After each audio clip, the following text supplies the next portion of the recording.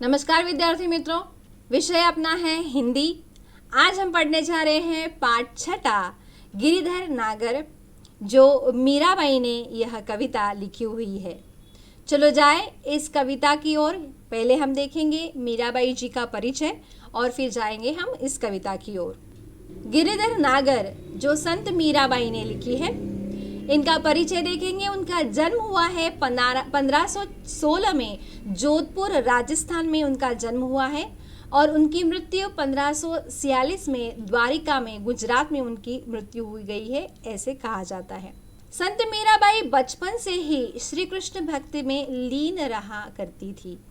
बाद में गृह त्याग करके आप घूम घूम कर मंदिरों में अपने भजन सुनाया करती थी।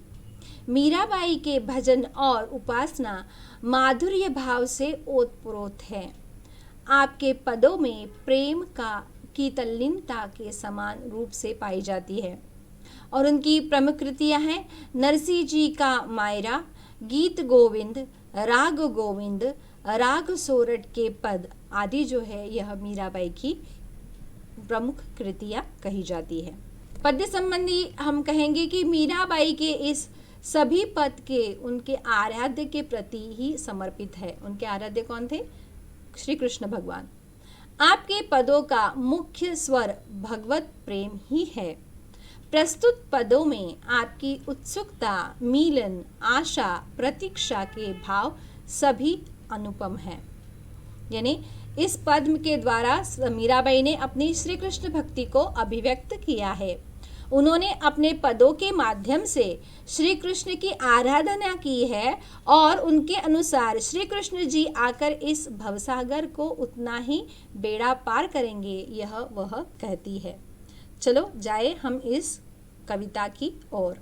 मेरे तो गिरधर गोपाल दूसरो ना कोई, जाके सिर मोर मुकुट मेरो पति सोई, छाड़ी देई कुल की कानी कहा करी है कोई, संतन ढिग बैठी बैठी लोक लाज खोई, असुवन जल सींची सींची प्रेम बेली बोई, अब तो बेल फैल गई आनंद फैल होई, दूध की मथिया बड़े प्रेम से बिलोई, माखन जब काढ़ी लियो छाछ पिए कोई, भगत देखी राजी हुई जगत देखी रोई, दासी मीरा लाल गिरिधर तारो अब मोही। कवियत्री क्या कहती है कि श्री कृष्ण भक्त यह मीराबाई एक महान कवियत्री है। उन्होंने कृष्ण को ही अपना पति माना था। कृष्ण को पाने के लिए उन्होंने किसी की भी परवाह नहीं की थी। और इस प्रस्तुत पद में मीराबाई क्या कहती है कि मेरे स्वामी गिरिधर गोपाल है, वे ही मेरा सर्वस्व है, उनके अलावा मेरा किसी से किसी भी प्रकार का संबंध नहीं है। जिस कृष्ण के सिर पर मोर मुकुट विराजमान है वही मेरा पति है, वही मेरे रक्षक एवं पालनहार है। कृष्ण को पाने के लिए मैंने अपने माता पिता, भाई बहन एवं कुल का त्याग कर दिया है। उन सभी से मेरा किसी भी प्रकार का नाता नहीं है। इतना ही नहीं, मैंने तो अपने वंश परिवार की मर्यादा का भी त्याग कर दिया है। अब मेरा कोई कुछ नहीं कर सकता, क्योंकि मुझे समाज की कोई परवाह नहीं है। यहाँ तक कि मैंने लोक लज्जा को भी त्याग कर संतों के पास जाकर बैठना स्वीकार कर लिया है। संतों की संगति से ही मुझे कृष्ण की प्राप्ति होगी। मैंने तो अपने आंसू रूपी जल से सींचकर प्रेम रूपी बेल को बोया है। अब तो यह कृष्ण प्रेम रूपी बेल फलने फूलने लगी है और इस पर आनंद रूपी फल आ रहे हैं। मैंने दूध की मथनी से दही को बड़े प्रेम से मथा है। इस दही को मथ कर मक्खन को निकाल लिया है और छाछ को छोड़ दिया है।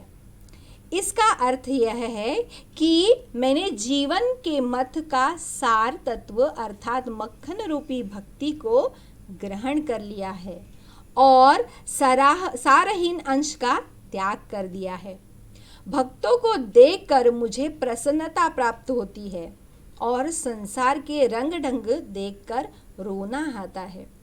मैं तो कृष्ण की दासी हूँ। अब तो मुझे तारने के लिए यानी इस भवसागर से मेरा बेड़ा पार करने के लिए स्वयं कृष्ण को ही आना पड़ेगा। चलो आगे की कविता देखते हैं। हरि बिन कुण गति मेरी, तुम मेरे प्रतिपाल, कहिए मैं रावरी चेरी। आदि अंत निज नाव तेरो हिमाए फेरी, बेर बेर पुकार कहूँ प्रभु आरती है तेरी। यों संसार विकार सागर बीच में घेरी, नाव फाटी प्रभु पाल, बांधो बुड़त है बेरी। बिरहणी पव की बाट जेवे, राखिलो नेरी। दासी मीरा राम रटत है, मैं सारण हूँ तेरी। मीराबाई क्या कहती है कि इस पद के माध्यम से मीराबाई कहती है कि हे श्री कृष्ण, आपके बिना मेरी किसी भी प्रकार का अस्तित्व मेरा नहीं है। आप ही मेरे पालनहार है और मैं आपके चरणों की दासी हूँ। मैंने अपने जीवन की शुरुआत से ही आपका नाम जपना शुरू किया है और जीवन के अंत काल तक मैं आपका नाम ही जपती रहूंगी। आप ही नाम रूपी नौका में सवार होकर मैं मेरे भवसार सागर के पार उतरूंगी। मैं आपको बार बार पुकार यही कहूंगी कि यह दुखियारी संसार के विकारों के सागर में घिर गई है। अनेक प्रकार के सांसारिक विकारों ने मुझे घेर रखा है। मेरी नाव फट गई है, मुझे पाल बांधकर उसे डूबने से बचा लो।